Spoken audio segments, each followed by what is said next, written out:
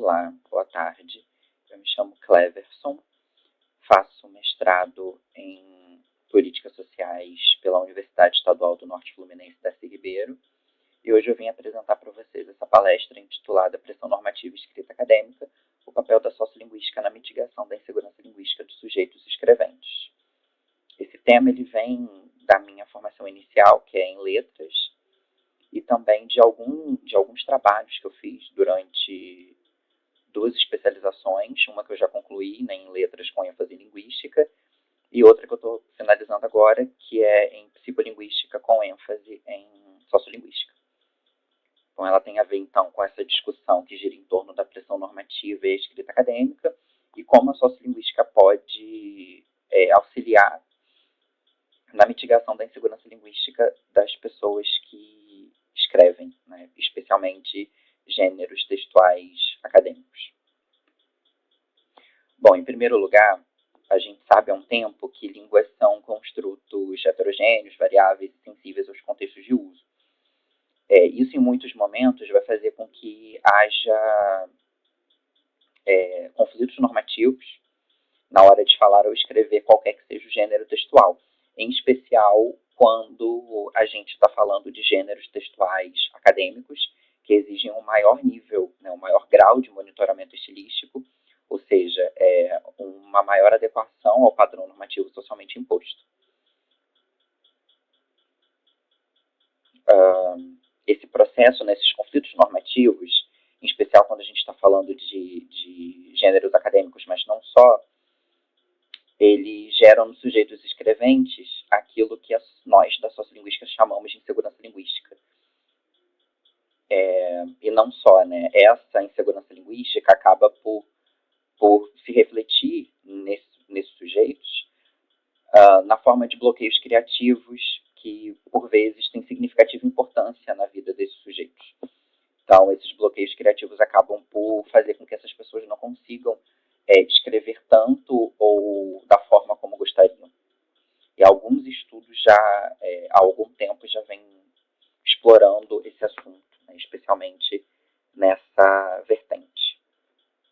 Bom, o professor Carlos Alberto Faraco, ele afirma que qualquer língua humana é sempre um conjunto de variedades, justamente porque as línguas não existem sem as pessoas que a falam, e a história de uma língua é a história de seus falantes.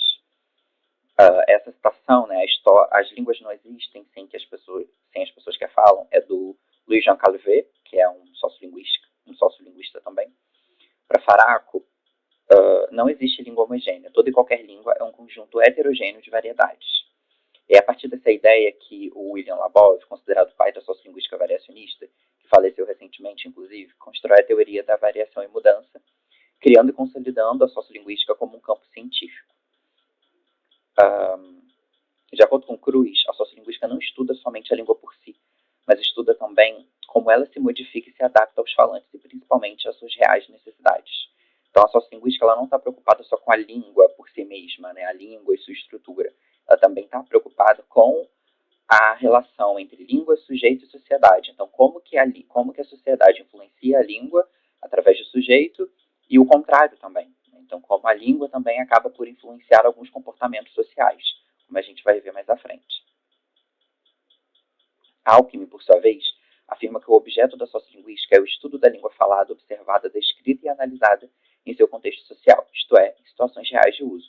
Então, a sócio está preocupada com as situações reais de uso, com a língua tal como ela é, ou tal como ela é produzida pelos sujeitos que fazem uso dessa língua.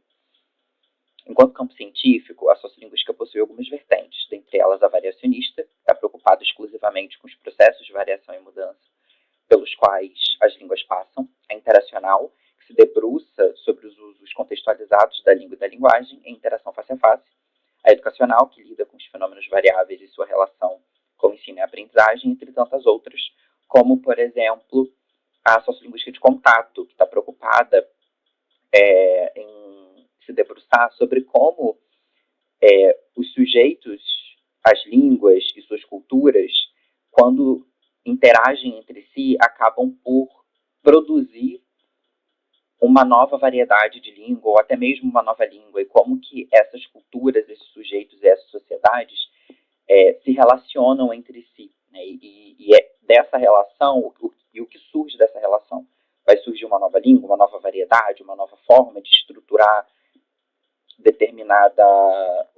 evolução da língua, porque sempre surge alguma coisa daí. É mais ou menos isso que a sociolinguística de contato está preocupada em analisar, né? O contato linguístico, o contato entre esses povos e o que isso acaba gerando para essas línguas e para esses sujeitos. Para os fins deste trabalho, então, a abordagem vai se dar a partir da sociolinguística educacional, que para a professora Estela Mares Bortoni Ricardo compreende de forma um pouco genérica todas as propostas e pesquisas sociolinguísticas que tenham por objetivo contribuir para o aperfeiçoamento do processo educacional, principalmente na área do ensino de língua materna. Ainda segundo a autora, a escola é norteada para ensinar a língua da cultura dominante. Tudo que se afasta desse código é defeituoso e deve ser eliminado. É por esse e tantos outros motivos que ela afirma que a escola não pode ignorar as diferenças sociolinguísticas dos sujeitos que constroem esse espaço. E ela ainda diz mais, ela diz que para uma efetiva, para que haja a efetivação daquilo que se entende por democracia, é preciso a correta, a justa e correta distribuição de bens linguísticos, de bens culturais, dentre os quais a língua é o mais importante. Ela diz isso logo no início de seu livro Nós Chegamos na Escola e Agora, Sociolinguística e Educação, um livro de 2005. A fim de levar a cabo esse esforço de respeitar e conhecer e reconhecer a diversidade linguística dos sujeitos escolares, é preciso adotar uma outra forma de ensinar a língua materna em sala de aula, a partir da pedagogia da variação linguística. De acordo com Faraco, essa pedagogia, essa pedagogia, ele diz o seguinte: nosso grande desafio é reunir esforços para construir uma pedagogia da variação que não escamoteie a realidade linguística do país, reconheça-o como multilingüe e dê destaque crítico à variação social do português, não dê um tratamento anedótico ou estereotipado aos fenômenos da variação, localize adequadamente os fatos da norma culta como um estándar no quadro amplo da variação e no contexto das práticas sociais que a pressupõe, abandone criticamente o cultivo da norma padrão, estimule a percepção do potencial estilístico e retórico dos fenômenos da variação, mas, acima de tudo, uma pedagogia que sensibilize as crianças e os jovens para a variação, de tal modo que possamos combater os estigmas linguísticos, a violência simbólica, as exclusões sociais e culturais fundadas na diferença linguística.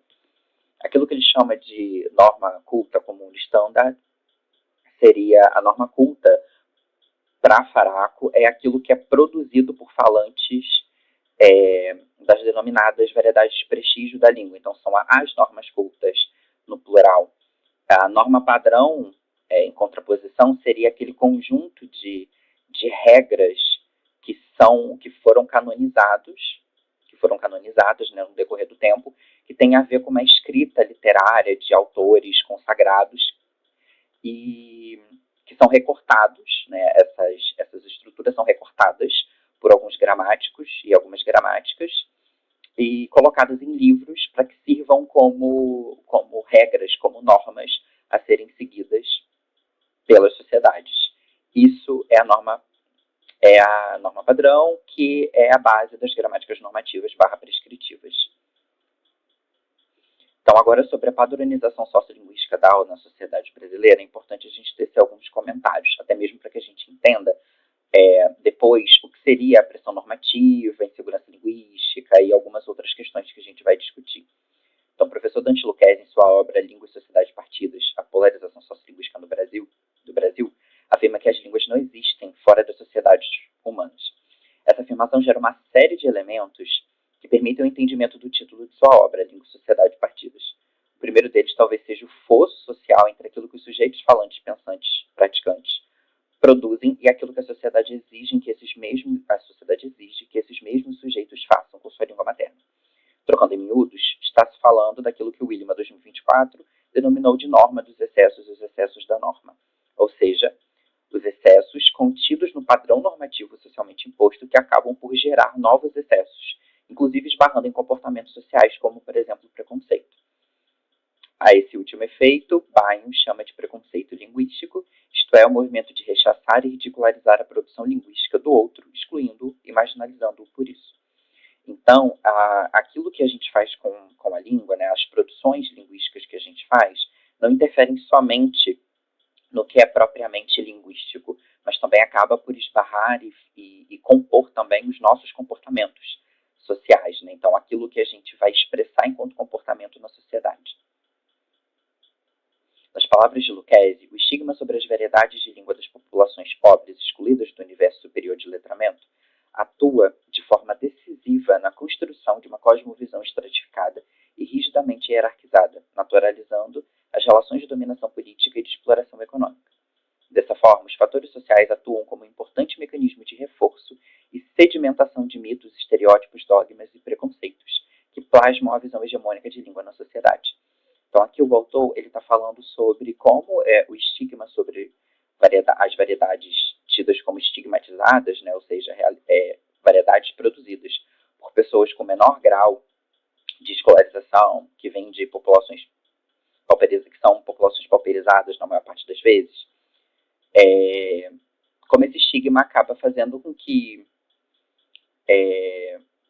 esses sujeitos, né, isso acabe criando uma visão, uma cosmovisão estratificada, hierarquizada, que acaba por naturalizar essas relações de dominação política e exploração econômica. E isso também acaba gerando processos nos sujeitos, como, por exemplo, de insegurança linguística, que é gerada por esse estigma, também por esse estigma e por esse preconceito, que vamos discutir mais à frente. Então, essa visão errática das variedades estigmatizadas e do que é propriamente língua acaba por gerar problemas sociais que interferem negativamente em muitos âmbitos da vida dos sujeitos, inclusive na escrita, mas não só.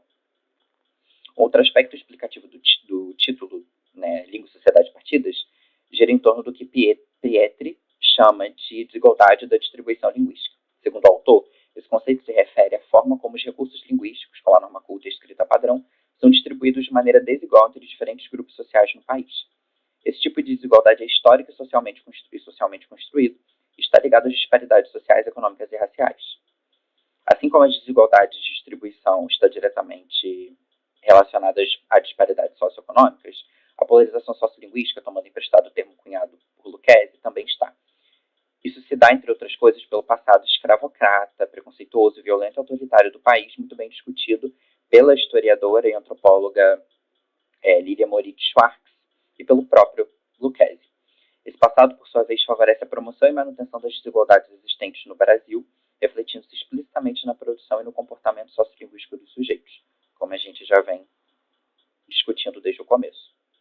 Nas palavras Pietri, as classes pobres se encontram, portanto, no processo de dupla dominação. Em relação à língua, são estratificados com base num processo de desvalorização linguística em relação ao português brasileiro. No que se refere à cultura, são cobrados a se apropriar dos valores da elite, cifrados em escrita padrão e em norma culta, sem que possuam a priori a base gramatical e lexical para essa recepção, nem as referências para a compreensão dos produtos culturais que são simbolizados nessa norma e nesse padrão. Cumpre-se, de fato, a função que tem tido o Estado brasileiro como instrumento de poder das elites econômicas, esvaziar as possibilidades de atuação política das classes subalternas, o que favorece a permanência da subalternidade dócil. Nesse momento, o autor está trazendo para a discussão, uma discussão muito importante que tem a ver com a forma como os conhecimentos linguísticos são ou vêm sendo distribuídos nas escolas. E como que muitas vezes essa distribuição ela se dá de forma não efetiva por N fatores, mas também porque os sujeitos não têm a base gramatical e lexical para receber para se apropriar desses conhecimentos linguísticos relativos às variedades consideradas como privilegiadas. Então, para isso é preciso que esses sujeitos, é algo que a gente vai discutir com mais profundidade mais à frente, é preciso que esses sujeitos tenham possibilidade de adquirir plenamente as variedades tidas como privilegiadas, mas também que reconheçam a sua variedade de língua e as suas produções linguísticas como corretas, como verdadeiras e, de fato, produtivas formas de se expressar na sua língua, mas que há outras formas também de se expressar e em determinados momentos vai ser necessário lançar mão de um conjunto de estruturas e de normas que são mais monitoradas, ou que seria o que o senso comum chamaria de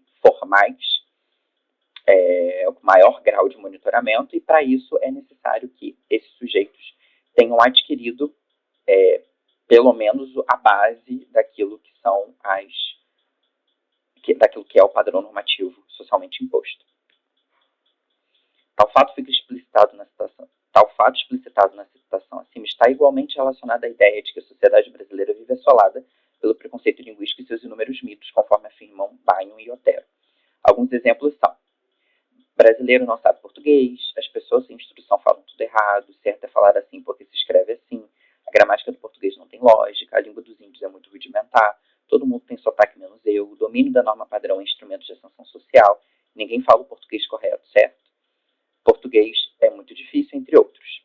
Todos esses mitos de linguagem, o próprio preconceito linguístico, por sua vez, estão diretamente ligados aos preconceitos e às desigualdades sociais existentes no Brasil, de acordo com Andrade Ribeiro Santana e Bion.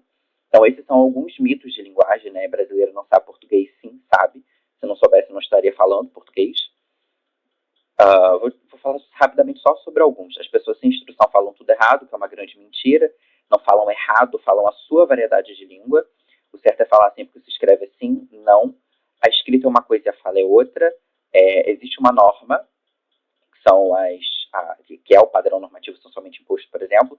Existe uma norma que é prescritiva, que os sujeitos usam para escrever, e algumas desses procedimentos normativos de escrita também podem ser usados para fala, apenas alguns.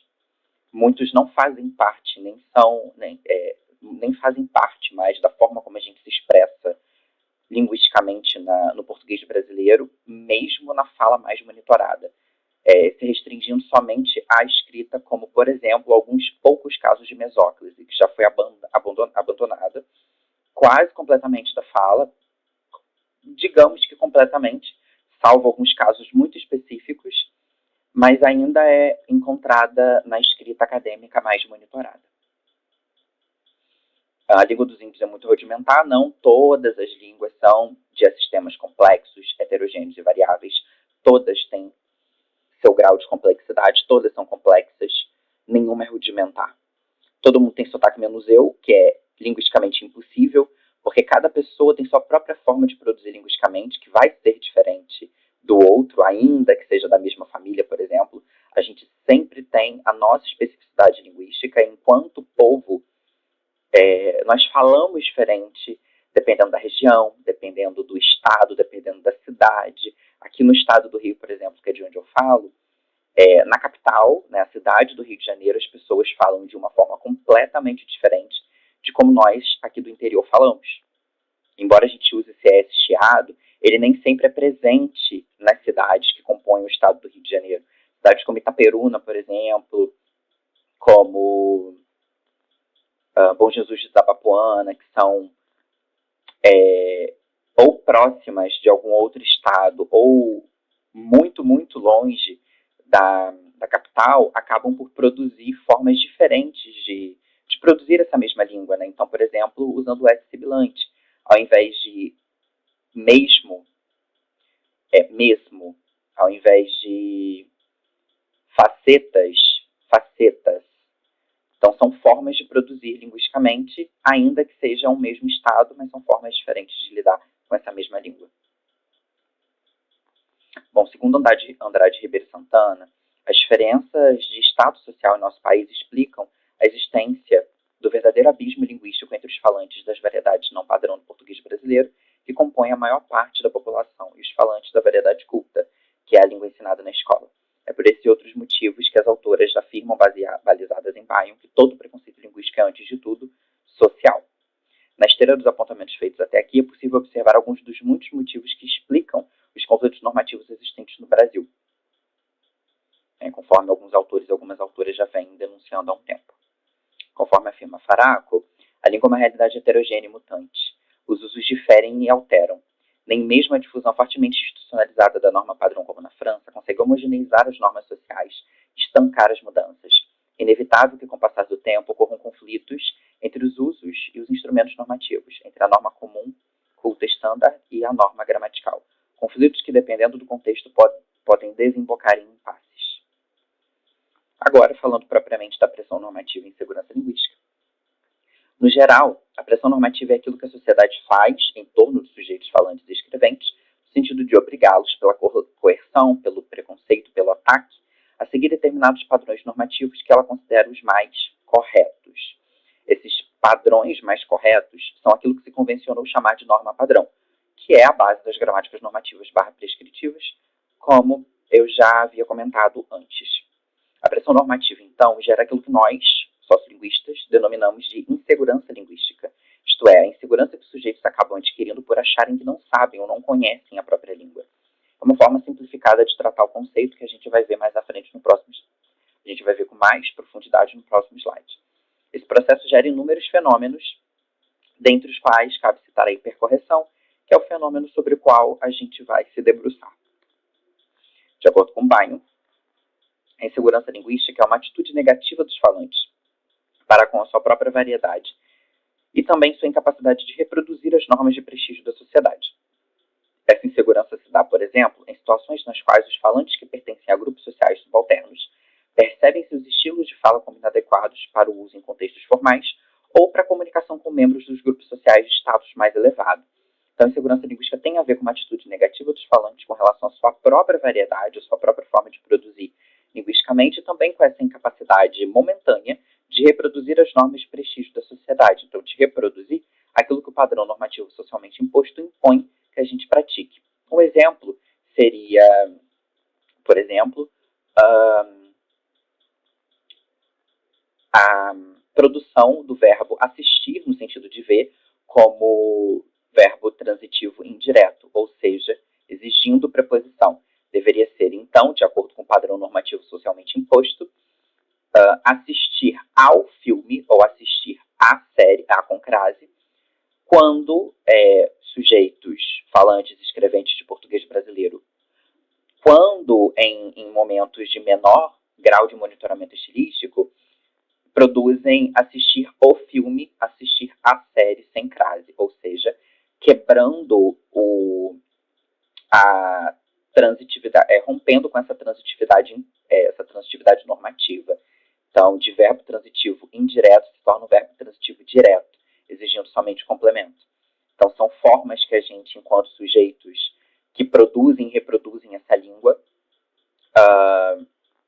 temos de adequar, né, a realidade linguística às nossas vontades, às nossas questões, às nossas vivências e aquilo que a gente acha mais econômico de se produzir, mais fácil, talvez, de se produzir. Nas palavras de Bion acerca da hipercorreção, a hipercorreção também se enquadra nas práticas de higiene verbal. Higiene verbal é aquilo que, por exemplo, puristas, que são aquelas pessoas que estão mais preocupadas com o padrão normativo do que com a forma como as pessoas se comunicam e produzem linguisticamente, independente de se está sendo usado o padrão normativo como dizem que deve ser usado ou não. Então, é esse movimento, né, desses sujeitos de higienizar a forma como nós, falantes dessa língua, né, do português brasileiro,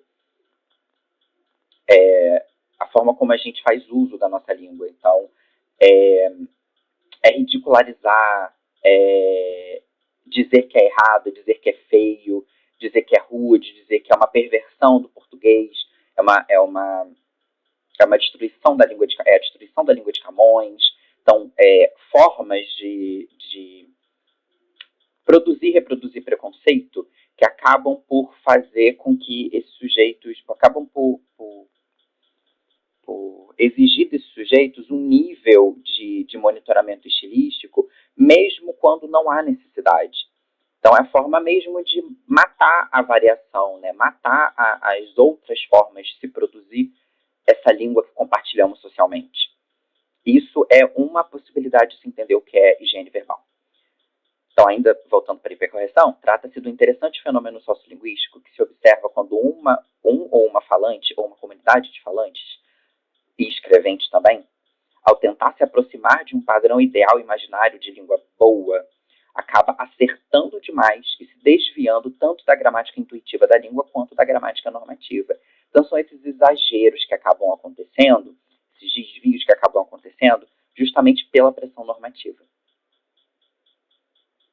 E aqui a gente tem alguns exemplos, né, alguns casos de hipercorreção que estão no livro Gramática Pedagógica do Português Brasileiro, do professor Marcos Araújo Baio.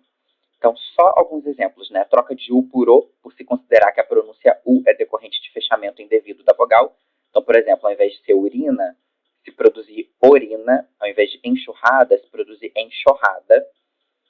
Então, um outro exemplo, nasalização da sílaba inicial I por influência do prefixo in. Ou seja, idiota ao invés de idiota, identidade ao invés de identidade, exame ao invés de exame, etc. Exemplos de expressões da hipercorreção na escrita acadêmica de estudantes de direito. É a dissertação de Belga, publicada em 2019. Então, essa hipercorreção é a hipercorreção de onde e mesmo, e o mesmo, né? Onde sendo usado de forma desviante ao que diz o padrão normativo.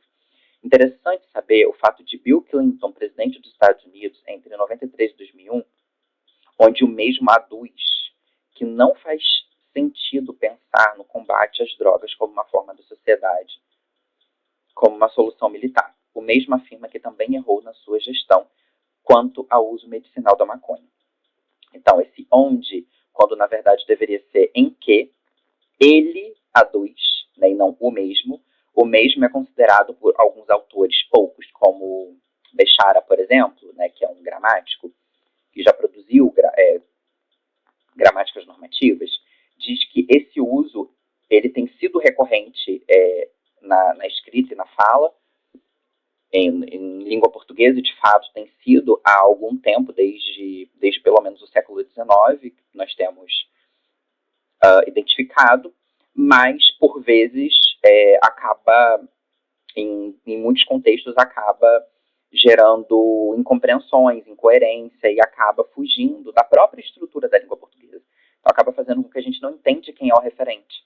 Sem contar que não é papel de um mesmo fazer referência a algo que foi dito anteriormente. Né? É retomar algo que foi dito anteriormente. Para isso servem os pronomes. Então, nesse caso, seria em que ele aduz. Então, ele afirma, ou Bill Clinton afirma, ou o ex-presidente dos Estados Unidos afirma. Né? São formas de retomar esse referente sem que se use o mesmo. E o próximo, que é o uso indevido de cujo e o uso indevido de aonde. Então, no primeiro, já a letra de câmbio é uma ordem de pagamento cujo pode figurar a presença de 3 elementos. Nesse caso, a gente deveria usar o pronome que, né? Que pode figurar a presença de 3 elementos. Então, como muitas pessoas que se dizem especialistas em língua portuguesa dizem por aí, os falsos e as falsas especialistas em língua portuguesa dizem por aí, a gente não deve ficar usando o que o tempo todo, porque é feio, porque é rude, porque nós temos outras formas de expressar essa mesma ideia. Às vezes não temos. Às vezes tem que usar o que, porque o que é para ser usado. Então, por isso, por conta desse tipo de discurso, as pessoas acabam achando que o cujo ele pode ser empregado em qualquer momento. E não. O cujo tem regras específicas que devem ser ensinadas para os sujeitos, para que todo mundo saiba usar o cujo, mas não é o caso aqui. Aqui, de fato, seria o uso de que. Na outra frase, fato é que a droga é um caminho sem volta. Mas qual é o caminho de volta para a educação? Trazemos a baila à Holanda, aonde é permitido o uso de drogas e ainda legalizada. Aqui seria correto o uso de onde, né? Ou, sim, seria trazemos a baila à Holanda, onde é permitido o uso de drogas. Aqui seria o caso de usar o onde, né? Aonde seria, por exemplo, se a gente fizesse uma pergunta com o verbo ir, por exemplo, aonde você vai? Aí sim, né? Seria um caso de uso do aonde. Agora, sobre a ideologia linguística, que é um outro conceito importante para a gente entender esses processos todos que temos discutido desde o início da palestra. Segundo Moita Lopes, entendemos por ideologias linguísticas as compreensões tanto explícitas quanto implícitas que traduzem a interseção da linguagem nos seres humanos em um mundo social, ou compreensões de como a linguagem ou as línguas específicas têm sido ou são entendidas com base em como são situadas em certas práticas sócio-históricas, inclusive aquelas visões elaboradas por pesquisadores e teóricos da linguagem, derivados do espírito intelectual da perspectiva epistemológica de seu tempo. Então, de acordo com Santana, as ideologias linguísticas influenciam e muito a praxis docente e a própria produção linguística de falantes, sejam nativas e nativos ou não. Então, a ideologia linguística é esse comportamento que as pessoas têm, nessas compreensões, esse conjunto de valores que as pessoas têm com relação à língua e à linguagem, e como que isso acaba se expressando, né, e se materializando no comportamento linguístico e mesmo social dessas pessoas, né, desses sujeitos. Conforme afirma Santana, as ideologias linguísticas refletem os interesses de um grupo social e cultural específico. Um exemplo é a ideologia linguística da norma, que desampara sociolinguisticamente aqueles que não dominam a língua considerada legítima. Segundo Faraco, que também reflete sobre os valores da língua padrão na sociedade, essa ideologia distorce a realidade em favor das necessidades de um grupo, os formuladores e defensores da norma padrão que se opuseram com cólera às características das variedades populares e às das variedades cultas faladas no Brasil. Então, aqui a gente vê um sentido negativo atribuído a essa ideia de ideologia linguística, ou seja, é esse comportamento mesmo de pessoas que acham que somente aquilo que é culto, entre aspas, né, aquilo que é prestigiado, que é importante, que é interessante, que é de fato língua, quando na verdade não é, né? Quando na verdade as línguas são conjuntos de variedades, sejam elas estigmatizadas ou prestigiadas. Ainda segundo Santana, a grande valorização da norma padrão, dos ideais de correção na nossa sociedade configura, portanto, ideologias linguísticas, uma vez que diz respeito ao modo como, na nossa sociedade, se considera que seja a língua e que sejam usos linguísticos corretos e, por consequência, legítimos. Essa ideologia da padronização está relacionada à ideologia do monolinguismo. Além de haver uma língua correta, há também o ideal de que apenas essa língua representa o ideal de unidade nacional. Essa língua, que é identificada à norma padrão, é vista como a única língua capaz de garantir a unidade da nação. Ou seja, né, essa ideia de que somente o padrão normativo é válido, é importante e é língua. Então, seria a sociolinguística uma boa possível solução para a insegurança linguística dos sujeitos escreventes? Aqui eu trouxe, para a gente pensar, né, algumas proposições da sociolinguística a esse respeito. Começando pelo respeito, pela dignidade linguística, pela justiça sociolinguística, pelo reconhecimento e o conhecimento das diversidades constitutivas do humano e do linguístico, apropriação justa e efetiva do padrão normativo socialmente imposto por parte de todos os sujeitos, respeitando as suas especificidades sociolinguísticas e suas limitações, mas que os sujeitos tenham sim acesso ao padrão normativo socialmente imposto e de forma efetiva. Reflexão sobre língua e linguagem, ensino e aprendizagem com base em apontamentos didáticos científicos acerca dos conteúdos que compõem a língua e o linguístico, reconhecimento da heterogeneidade constitutiva do humano e do linguístico, luta e busca por uma educação linguística crítica, etc.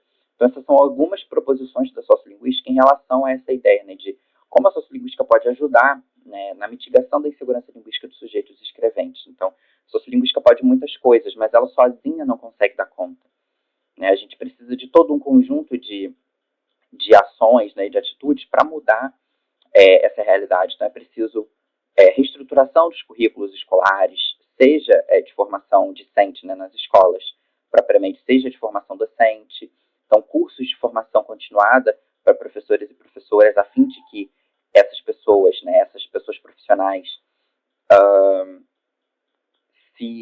conheçam a realidade, né, conheçam a sociolinguística, conheçam outras formas de pensar e refletir sobre a língua, entre outras formas que nós temos de fazer com que a sociolinguística se torne uma aliada, mas pensando também outras formas de fazer isso.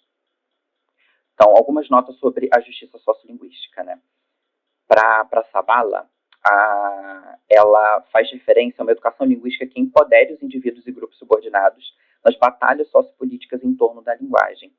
Então, ela tem a ver com as desvantagens linguísticas serem assumidas como desvantagens estruturais. Então, é preciso que essa desvantagem linguística, sociolinguística, ela seja levada em consideração como uma desvantagem estrutural justamente para que seja combatida.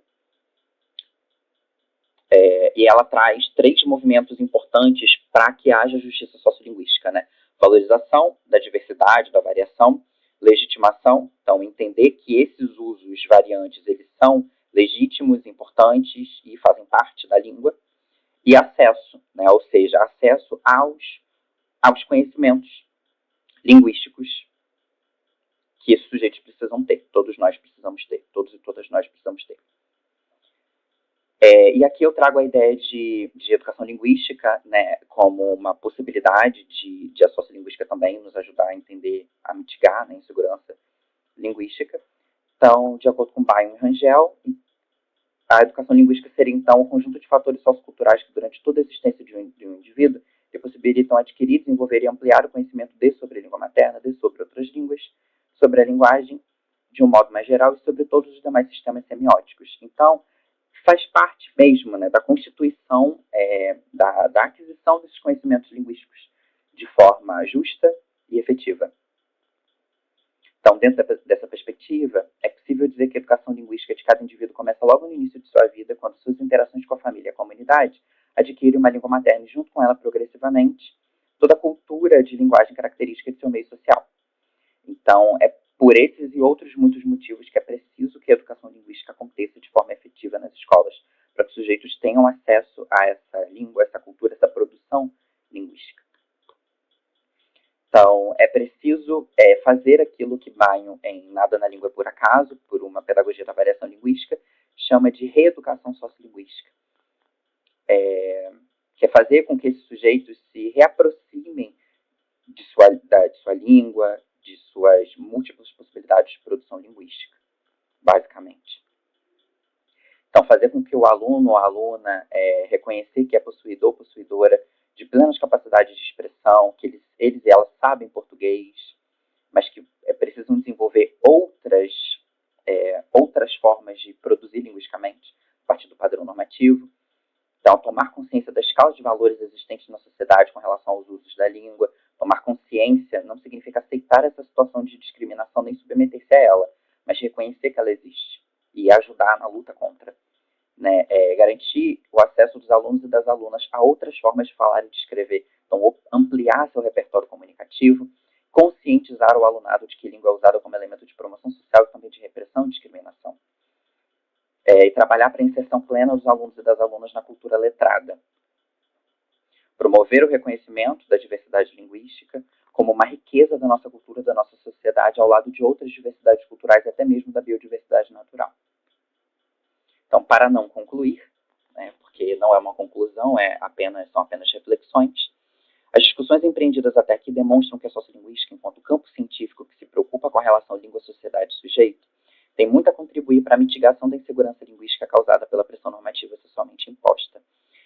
Dentre as razões para tal fato, pode-se constatar: 1. Por conscientizar sociolinguisticamente os sujeitos, levando-os a conhecer e reconhecer o que faz parte das variedades de prestígio, o que faz parte das variedades estigmatizadas da língua. Por provar que não há nada de errado na variação, muito pelo contrário, não existe variedade de língua sem norma, ainda que sejam variedades estigmatizadas socialmente. Por possibilitar aos sujeitos o maior aporte de conhecimentos acerca das gramáticas e das normas de sua língua, a fim de que sua escrita melhore estética e normativamente falando, bem como haja um incremento lexical e semântico nos usos que forem feitos das estruturas de seu idioma materno. Então, a sociolinguística ela muito contribui para a gente pensar, né, formas de mitigar a insegurança linguística, mas, como eu disse anteriormente, ela sozinha não dá conta. É preciso repensar a forma como a gente ensina, como a gente age linguisticamente, como a gente se comporta linguisticamente e como a gente age e se comporta com relação ao outro e suas produções linguísticas. Portanto, com base no que foi discutido, percebe-se a urgência de uma abordagem sociolinguisticamente orientada nas escolas, nos cursos de formação docente, nas mídias digitais ou não, e em qualquer outro espaço de socialização que faça uso e difusão de conhecimentos linguísticos, ainda que indiretamente. Só assim será possível escrever de forma livre, consciente e adequada para cada gênero que se queira produzir. Então, ainda que escrever de forma livre seja importante, é preciso entender e reconhecer que em alguns momentos a gente vai precisar lançar mão do padrão normativo socialmente imposto, em decorrência do maior grau de monitoramento estilístico exigido pelo gênero que a gente vai produzir, em especial os gêneros acadêmicos, que exigem um maior grau de monitoramento estilístico. Então, nesses casos, a gente precisa adquirir esses conhecimentos, né, essas estruturas normatizadas, justamente para conseguir produzir esses outros gêneros. Mas entendendo que a gente é livre para escrever da forma como a gente quer, mas em alguns momentos a gente precisa se adequar à estrutura dos gêneros que a gente vai produzir, e os gêneros acadêmicos exigem um maior grau de monitoramento. Aqui algumas das as referências usadas para a construção destes slides. Vou passar devagar para que vocês possam ver.